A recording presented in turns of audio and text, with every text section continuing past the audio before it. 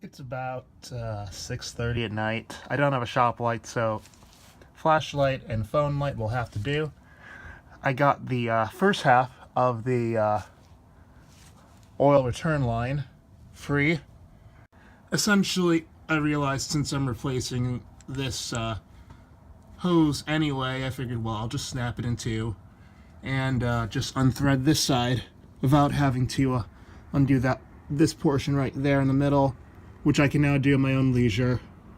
The second part that goes to the turbo, I got a genius idea, because leverage is your friend when you want more torque.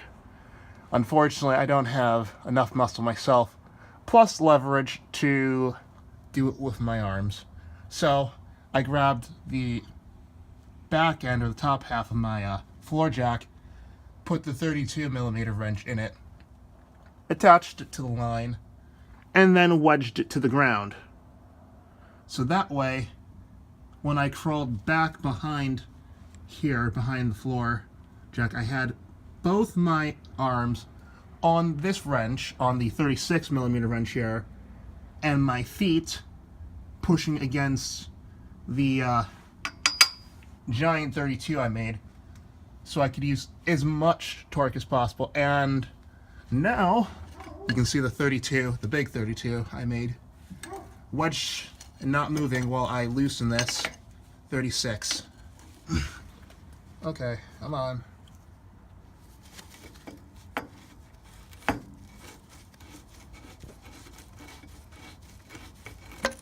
Okay, there we go. This afternoon, we're going to finish off this job, hopefully, by removing this banjo fitting and then the actual nuts or bolts that hold the oil pan to the engine block itself.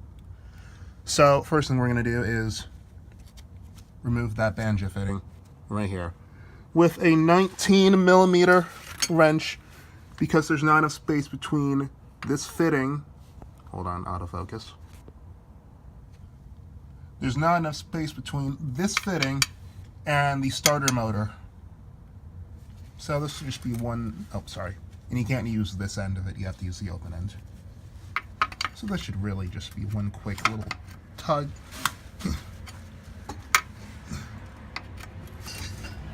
Yep. So that's gonna be nice and loose. And I'm pretty sure there's no more oil left in this pan, so I can just do this without much trouble. Okay. So there we go. Okay, a couple drips, nothing too serious. So now that that line is removed, we can finally focus on the main attraction, removing the pan itself. So here's where this is about to get tedious, I think. There are a plethora of 6 and 5mm Allen head bolts all along the perimeter of the oil pan, the small little cylinders you can see up top. Now, I'm not sure these have to come off in any particular order. If anything, they might have to come off in a star pattern to ease tension and not have this aluminum oil pan warp. So that's what I'm going to do. But they're all along the top and the bottom of the pan. So I'm going to work on that now. You'll definitely need both stubby and extended Allen head sockets to get this job done, especially for the oil pan bolts that are on the top of the pan. And that's to say, on the driver's side if you're in America, the passenger side if you're in the UK. One of the most important rules of working on a car: with enough heat and a vice grip, anything can come out. There's actually one more step to remove the oil pan from the car. There's either 2 or 3 bolts that hold the pan to the bell housing. Right now I see 2 of them. One right here, and one that's almost parallel to it on the other side.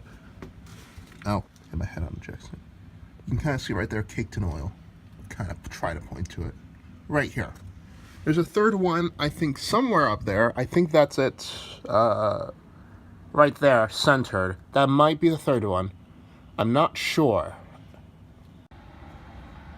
For the first two that I identified, you're probably going to need one or two 17mm wrenches. At least on this side, you need two to counter-rotate them against each other, the bolt and the nut. I don't recall seeing a nut on the other side, so you might just need one. And if there is a third one, based off of what I saw previously, you might just need one for that one too. Okay, I finally got to what I'm pretty sure is the last one. The last bolt holding the pan to the bell housing by removing the starter motor right next to me here. And whatever this knobby thing is, I don't know what this is. But now I have enough clearance and space to remove this bolt and see whether or not the oil pan will fall on my face. Yeah. I think I finally can get this thing free.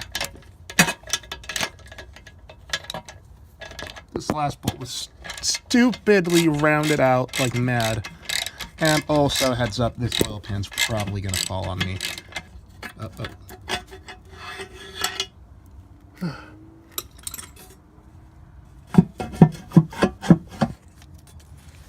Huh? It's stuck on the, hold on. Something's stuck on it. It's loose, but it's not coming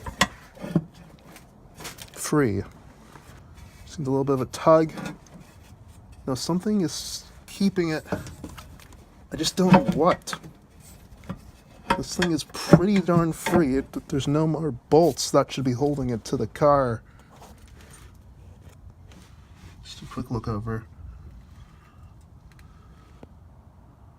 Because I don't see any. I removed them all. Oh, right, it comes off at a slant. This is a slant 4. Well, I got the oil pan out, finally.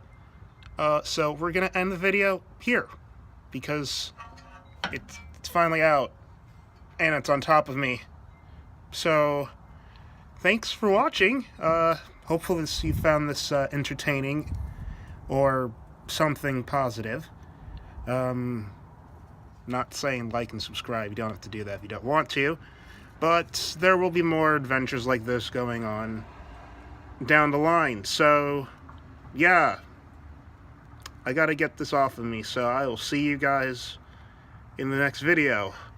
There's a thumbs up here somewhere. You can't see it. There you go. Okay, you guys, have a good one.